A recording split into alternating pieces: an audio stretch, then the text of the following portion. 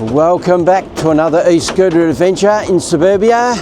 This photography adventure is a little bit different.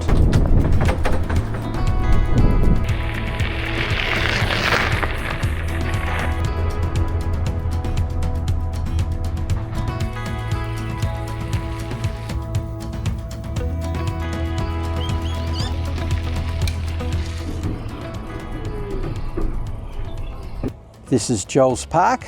It's in the state of Victoria, in the Scoresby area, not far away from where I'm living. And I'm at this beautiful big lake, and it's just got dozens of different types of birds. A lot of them you'll find throughout Australia. Now in this video, I'd like to explore with you how to get amazing images utilising different tools to be able to tell a story with our image. And my favourite go-to is getting a shot that represents the bird's true character through using my knowledge of knowing every bird that's here, every different type of bird that's here, their behaviour. I've studied every one of them right throughout my life because, yeah, that's who I am. I'm a naturalist. I was born a naturalist. So it doesn't matter whether it's birds, animals, humans. Yeah, I study in great detail. So utilising that tool helps me to achieve a shot that best represents the bird's true character because I know them intimately. Take this reed warbler just here, you'll hear it. They like to hide in the reeds, do their calls, carry on, have a go at their neighbours or tell their neighbours, this is my territory, stay away from it. So they'll be hidden for hours on end sometimes, but eventually I know, because I know their behaviour, eventually one of them's going to come up to the top, get onto a reed, hopefully it's in the clear, and I get a clear shot, and it does this beautiful aggressive call. That's what I'm after. I want its beak wide open, doing that call, stretching out, telling everybody around, this is my territory, get out of here. So that's one way of, telling a story. So we've already tried to get one. I've got a reasonable one, but I want better. I have got some good shots over the years with them out in the clear. This guy's just eluding me at the minute. They're just half coming up. It gave me that, beak wide open, but let's keep on trying improving on it. But if I can't achieve what I'm after in this video of showing you images that demonstrate, its true character, I'm going to still look for something that's interesting. So hopefully it'll give me that, because you know what nature's like.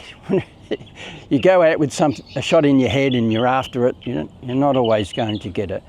But eventually it'll happen. It might be, this year, might be next year, but eventually you'll get it by persevering. I'm looking at all the other birds that are around here, waiting for them to do something. Hopefully we've got nice light, everything works out for us. So over the next 3 to 4 days, I'm going to try and get some really good shots. Interesting shots, show their behaviour hopefully, or something else about their behaviour that's a little odd or whatever. If I do get one, I'll put a tick on it. I'm not expecting that I'll get exactly what I'm after, but hopefully fingers crossed.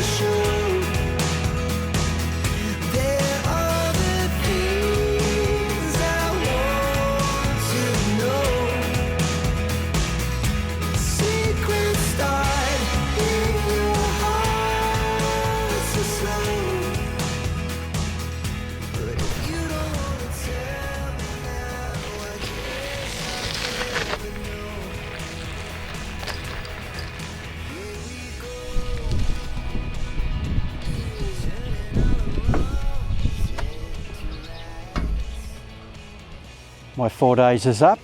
I've had a bit of fun, but the weather's been a bit shitty and made it hard to come out here. My subject hasn't been very kind to me neither. They've all been, not coming forward with something that would tell a nice story. So let's explore and talk about this a little bit more, about why we would even bother trying to tell a story in their image. Well, there's quite a few reasons, but we'll just look at two. One is we want to take our images from being amateur to more professional. I'll just take a second to talk about my passion, Antechinus. Their story is huge. They're a small carnivorous marsupial that's never sitting still. Even if it is stopped, it has the look of it's about to take off at any second. They're just so erratic in their behaviour about where they're going to go to. It just makes it so hard to get an action shot of them. So I have two shots in mind when I'm going out to photograph them, and the first one being them bounding in the air, because that's what they do. They don't scamper and run as they move forward, they bound in the air. So I want to capture it in mid-air. That's what I'm always after, but it is so hard and rare to get. My second one is that I know I'll always get at least one shot, and that is of a glamour shot, but not just any glamour shot. It's one that shows a lot of their character. Now, the particular glamour shot that I'm always after with them is of their body off the surface that they're on, their head held up high and their tail up. That shows the intent of movement. Even though they're not moving, it shows that intent that they're going to, because that's a big part of their behaviour. They're always wary of their environment, whether there's danger around and they need to get out of there quickly, or that their food is there. There's another element to this that can tell a really strong story, and that is their head position. Looking directly in front of them, really staring at something. That fires up our audience's imagination, and that's what storytelling is all about. Firing up someone's imagination, that they're thinking, what's it looking at?